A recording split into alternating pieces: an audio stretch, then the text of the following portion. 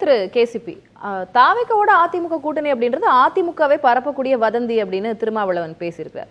திரு Wilson அவர்கள் சொல்லும்போது அப்படி ஒரு தொண்டர்களை ஒரு உற்சாகப்படுத்துறதுக்காக ஒரு எழுச்சியா ஆமா அப்படி அப்படின்னு சொல்றதுதான், கொடி பறக்குது, பிள்ளையார் சொல்லி போட்டுருச்சு அப்படின்லாம் சொல்றதுதான். ஒருவேளை அந்த மாதிரி ஒரு உற்சாகப்படுத்துவதற்காக தான் சொல்றார், இப்போ தாவேக்கா வரப்போகுது, பெரிய கட்சி வரப்போகுது அப்படின்லாம் சொல்றாரு அப்படின்னா அது என்ன மாதிரியான தாக்கத்தை ஏற்படுத்தும்? ஏன்னா நீங்க பலவீனப்படுத்தும் இது அதிமுகவை அப்படின்னு சொல்லியிருக்கீங்க, அது பாசிட்டிவான இம்பாக்ட் எதுவும் இருக்காதா? எடப்பாடி பழனிசாமி எதை செய்யறாருன்னா, இப்ப அவர் உண்மையில அந்த கூட்டணியை விரும்புறாரு. அது சாத்தியம் இருக்கா இல்லையாங்கிறது காலப்போக்கில் தான் தெரியும். ஆனா அவருடைய திட்டம் என்னன்னா, இப்ப அண்ணாமலை ஒரு ஃபோர்ஸ், திமுகவுக்கு எதிரான அந்த எதிர்க்கட்சி அரசியல்ல அண்ணாமலை எடப்பாடி பழனிசாமியை விட ஒரு பப்ளிக்ல ஒரு அக்செப்டபிலிட்டி கிரியேட் பண்ற மாதிரி அவருடைய நடவடிக்கைகளை ஒரு இமேஜ் பில்ட் பண்ணாரு. தாவேகா கூட்டணிங்கிறதுல அண்ணாமலையை டவுன் பிளே பண்ணிடுறாரு எடப்பாடி. அதே மாதிரி இன்னொரு அழுத்தம் என்ன, அதிமுக ஒன்றுபட்டா தாங்க இந்த எலெக்ஷன்ல ஜெயிக்க முடியும்னு அமித்ஷால இருந்து எல்லோருமே எடப்பாடி பழனிசாமிக்கு ஒரு அழுத்தம் கொடுக்கறாங்க. எல்லாம் அதிமுக முதல்ல எல்லாரும் ஒன்னா சேர்ந்தா. அப்ப இந்த விஜய உள்ள கொண்டு வர்றது மூலியமா அதையும் டவுன் பிளே பண்ணிடுறாரு. அப்ப இந்த ரெண்டு விஷயமும் அடிபட்டு போகுது. அதனால அவர் வதந்திய பரப்பல, சீரியஸாவே நான் சொன்ன மாதிரி ரொம்ப ஸ்ட்ராட்டஜிக்கலா வர்க் பண்றாரு. அப்ப இதெல்லாம் அடிபட்டு போயிடுது பாருங்க. அண்ணாமலை சைட் லைன் ஆயிடுறாரு. இந்த விஜய் இஷ்யூ வந்ததுக்கு அப்புறம் யாரும் ஒன்றுபட்டு அதிமுக ஒன்னா சேர்ந்தா தாங்க ஜெயிக்க முடியும்னு ஒரு பெரிய பர்செப்ஷன் தமிழ்நாடு முழுக்க எல்லா அதிமுக தொண்டர்கள்ட்டையும் இருந்தது. அப்ப அதை காலி பண்ணிடணும். ஆனா இதெல்லாம் தான் அவருடைய எதிர்பார்ப்புகளா இருக்கு. தாவேகா கூட்டணிக்கு வருது வரலன்றதெல்லாம் வேற. இல்ல வரலன்னா இதே குமாரபாளையத்துல 2024 மெகா கூட்டணி அமைப்பேன் அங்கதான் பேசினாரு. குமாரபாளையம் அவருக்கு ராசி இல்லாத இடமா இருக்குன்னு நினைக்கிறேன். அதுல கூட்டணி அமையல. அப்ப தேர்தலுக்கு முன்பாகவே ஒரு தோல்வி உற்று விட்டோம் என்பதாக அதிமுக தொண்டர்கள் சோர்ந்து போனார்கள். ஏன்னா இவர் ஒரு எதிர்பார்ப்பை கிரியேட் பண்ணி விட்டாரு. இப்ப இவரே இதையெல்லாம் இதெல்லாம் ஒரு டெம்பரவரியா இதை அவர் ஓவர் கம் பண்றாரு. இப்ப டெம்பரவரியா விஜய் வர்றாருன்னு சொல்லி எல்லாத்தையும் அடிக்கிறாரு. வரலன்னா நாளைக்கு தேர்தல் நேரத்துல பெரிய சோர்வை உண்டாக்கி, அதுதான் அவருடைய வியூகமா இருக்கு. இல்ல இப்போ அதிமுகவை பொறுத்த வரைக்கும் நேற்றும் தாவாக்கா கூட்டணிக்கு வந்தால் நல்லதுன்னு நினைச்சாங்க, இன்றைக்கும் அதை நினைக்கிறாங்க, நாளைக்கும் அதை நினைப்பாங்க. அதே தான் பிஜேபியும் நினைச்சது.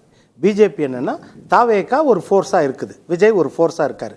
அப்போது திமுக கூட்டணியை தோற்கடிக்கணும்னா அது ஒரு ஆடட் அட்வான்டேஜாக இருக்கணுன்றதை நேற்றும் விரும்பினாங்க, இன்றைக்கும் விரும்புகிறாங்க, நாளைக்கு விரும்புகிறாங்க. ஆனால் யார் விரும்பலை அப்படின்னா விஜய் விரும்பலை. விஜய் என்னன்னா அதிமுக கூட கூட்டணி கிடையாது, பிஜேபி கூட கூட்டணி கிடையாது, திமுக கூட கூட்டணி கிடையாது, நாங்கள் தனியாக தான் நிற்போம். இதுதான் 27ஆம் தேதிக்கு முந்தைய நிலை.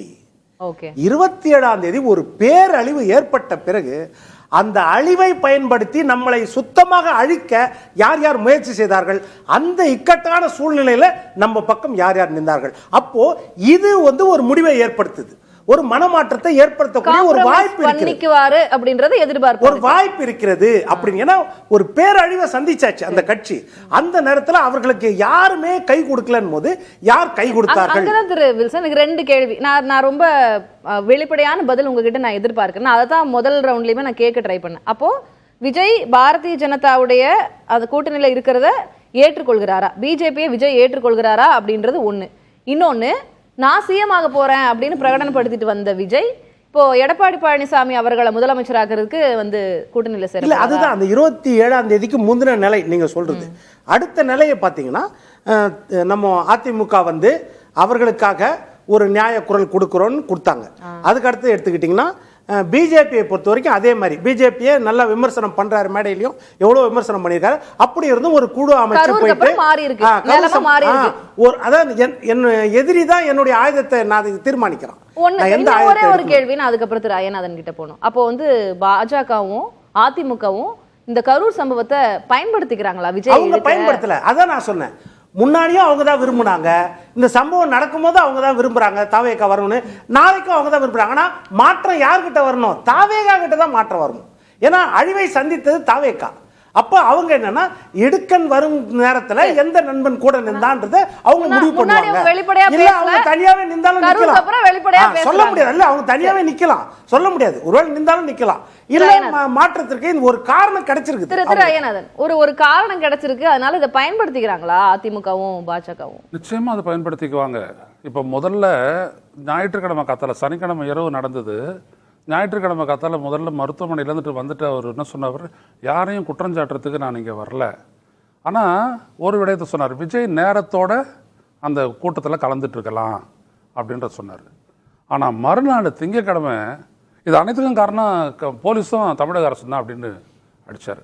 அதுக்கப்புறம் பிஜேபி அவங்க வந்துட்டு ஹாஸ்பிட்டலில் பார்த்துட்டு அண்ணாமலை வந்துட்டு சொன்னார், எல்லாத்துக்குமே காரணம் அரசு தான் அப்படின்னு சொல்லிட்டு அவர் சொல்லிட்டார். அதுக்கப்புறம் பார்த்தீங்கன்னா அப்புறம் இன்னொரு நயினார் நாகேந்திரன் வராரு, அப்புறம் இன்னொரு வராங்க, ஹேமமாலினி வராங்க, எல்லாருமே அடுத்தவர் சொல்கிறாங்க. அப்போது விஜயை வந்துட்டு அந்த நெருக்கடியிலேருந்து காப்பாற்றணுன்ற ஒரு மூவ் பாஜக அதிமுகவும் கூட்டாக தான் எடுக்கிறாங்க. அது நம்மளை மிகப்பெரிய அளவுக்கு டிஃபெண்ட் பண்ணியிருக்குது அப்படின்றத விஜய் உணர்றாரு, உணராமலாம் இல்லை. அப்போ என்ன அப்படின்னோம்னா இதை தக்க வைக்கணும். போஸ்ட் 27ஆம் தேதிக்கு பிறகான நிலை அப்படின்றது அவரை பொறுத்த வரைக்கும் இதுதான். இப்ப இதை பத்தி இவங்க வந்துட்டு வெளியில வந்துட்டு சொல்லாம இருக்கிற நிலைமை என்னன்னா, விஜய்க்கான ஆப்ஷன் அப்படின்றது அதிமுக தான். எடப்பாடிக்கு பொறுத்த வரைக்கும் என்னன்னா அது அவங்களுடைய அலையன்ஸை பலப்படுத்தும். அது எல்லாம் கணிந்து வருதா அப்படின்றதெல்லாம் பார்க்கலாம். எப்படியும் ஜனவரி வரைக்கும் அப்படின்னு நம்ம அதை கணிச்சுக்கலாம். திரு சுவாமிநாதன் அவர்கள்கிட்டயும் நான் கேட்கிறேன். திரு சுவாமிநாதன், கரூர் சம்பவத்துக்கு அப்புறம் டிமாண்ட் பண்ணக்கூடிய இல்ல நெகோசியேட் பண்ணக்கூடிய அந்த ஒரு வலிமையை தாவேகா விஜய் இழந்திருக்கிறார் அப்படின்னு நம்ம வச்சுக்கிட்டாலும் கூட அதிமுக பாஜக அதை பயன்படுத்திக்க பார்க்கிறாங்களா? ஒருவேளை காம்ப்ரமைஸுக்கு போறாரு, தாவேகா போகுது, பாஜக அதிமுகவோட கூட்டணிக்கு செல்கிறது அப்படின்னா தாவேகா அவருடைய ரசிகர்கள் தொண்டர்கள் அதை எப்படி பார்ப்பாங்க? இல்ல, தமிழக வெற்றி கழகத்தை பொறுத்தவரை இப்ப வேற வலிமையை அவங்களே இழந்திருக்காங்க. கரூர் சம்பவத்துக்கு பின்பு முன்னாடி இருந்த ஆற்றல் நீங்க ஒரு மாற்று சக்தியா மக்கள் பார்த்தாங்க. அதனாலதான் விஜய் அவர்களும் தொடர்ச்சியா நான் தான் முதன்மை சக்தியா வர்றோம் அப்படின்னே பேசிட்டு இருந்தார். ஆனா ஒரு நெருக்கடியான நேரத்துல அவருக்கே ஒரு அதிமுகவும் பாஜகவும் ஆதரவு கொடுக்க வேண்டிய இடம் அப்படிங்கக்கூடிய ஒரு இடமும் இன்னும் வலிமையா பயணிப்போம் அப்படின்லாம் சொன்னாரு வீடியோல. அது எப்படி எடப்பாடி பழனிசாமி அவர்கள் தன் தரப்பு தொண்டர்களை திருப்திப்படுத்துறதுக்காக தாவேகா வரும்னு சொல்றாரோ, அதே போன்றுதான் விஜய் அவர்களும் தன் தரப்பு ரசிகர்களை திருப்திப்படுத்த, தன் தரப்பு தொண்டர்களை திருப்திப்படுத்த அது மாதிரியான வார்த்தைகளை முன்வைக்கிறார். ஆனாலும் அவர் அதிமுகவோட போனாலும் அவருக்கு இருக்கக்கூடிய ரசிகர்கள் அவருக்குனே உள்ளவங்க தான். அவங்களுக்கு கொள்கை கோட்பாடு எல்லாம் கடந்து அது விஜய் என்கிற ஒரு தனி மனிதர் இருக்காங்க. நம்ம இன்னும் உடைத்து சொல்வதா இருந்தா அந்த கரூர் சம்பவத்துல உயிரிழந்தவர்கள் குடும்பத்துல கூட இன்னும் விஜய் அவர்களை உயர்வாதான சொல்லிக்கிட்டே இருக்காங்க. அதான் நம்ம பாக்குறோம் தொடர்ச்சியா. சோ அது அவருடைய அன்பால் தனிப்பட்ட வகையில திரண்ட, அவர் மீது கொண்ட அன்பால் திரண்ட கூட்டம் தான் அது. அதனால அவர்கள் ஒருவேளை ஒரு பாஜகவில் இருந்தா கூட அவர்கள் எதிராக நினைக்க மாட்டாங்க. அதுதான் உண்மை. விஜய் அவர்களுக்காக அவர்கள் ஓட்டு போடுவாங்க. ஆனா விஜய் அவர்களுடைய நீடித்த நிலைத்த அரசியல் எதிர்காலத்துக்காக அவர் பாஜக இருக்கிற ஒரு அணியில இடம்பெறதுல கொஞ்சம் யோசிப்பார். அந்த புள்ளியில மட்டும் அவர் சமரசமாக மாட்டார் அப்படிங்கிற ஒரு புள்ளி மட்டும் நான் கொஞ்சம் முரண்படுறேன். ஏன்னா இன்னைக்கு வேண்டுமானால் பாஜக நேசக்கரம் நிறுத்திருக்கலாம். அவருக்கு பாஜகவோட கடந்த காலமும் இருக்குல்ல. ஒரு மெர்சல் திரைப்படம் வெளியாகிற பொழுது ஒரு ஜிஎஸ்டி பிரச்சனையை மையப்படுத்தி அவர் ஒரு காட்சி வைத்திருந்தார் என்பதற்காக இதே ஜோசப் விஜய் என்ற அறிக்கை வெளியிட்டாங்கல்ல. பாஜக தரப்புல இருந்தே அந்த அறிக்கை வந்தது. விஜய் அவர்கள் பதிலுக்கு வெளியிட்ட ஒரு அறிக்கையில கூட தன் பேரை ஜோசப் விஜய் அவர் வெளியிட்ட ஒரே அறிக்கை அதுதான்.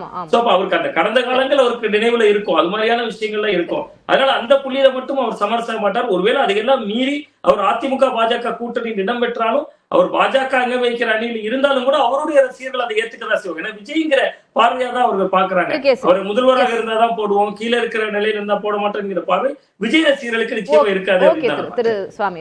அதாவது பொதுவா இந்த கரூர் சம்பவத்துல பாஜகவும் சரி எடப்பாடி பழனிசாமியும் சரி, நாங்கள் விஜயை ஆதரித்தோம், உங்களுக்கு சோதனையான காலம், நாங்கள் தான் கை கொடுத்தோம், காப்பாற்றினோம், இல்லைன்னா நீங்கள் அழிஞ்சு போயிடுவீங்கன்னு, அதெல்லாம் உண்மையே அல்ல. அதாவது ஒரு எதிர்கட்சிங்கிறது ஒன்றா திமுகவை ஆதரிக்கணும், அரசாங்கம் செஞ்சது சரி, விஜய் செய்தது தவறுன்னு சொல்லணும். இல்லைன்னா அரசாங்கம் செய்கிறது தவறு, விஜய் செய்தது கரெக்டு, விஜயை பழி வாங்குறாங்க, அரசாங்கத்தை தப்பு சொல்லணும். இதைத்தான் அரசாங்கம் தவறு செஞ்சிருச்சு, ஏன்னா திமுகவை ஆதரிக்க முடியாது, அதை எதிர்த்து தான் எடப்பாடி பழனிசாமி எதிர்கட்சி அரசியல் செய்கிறார்.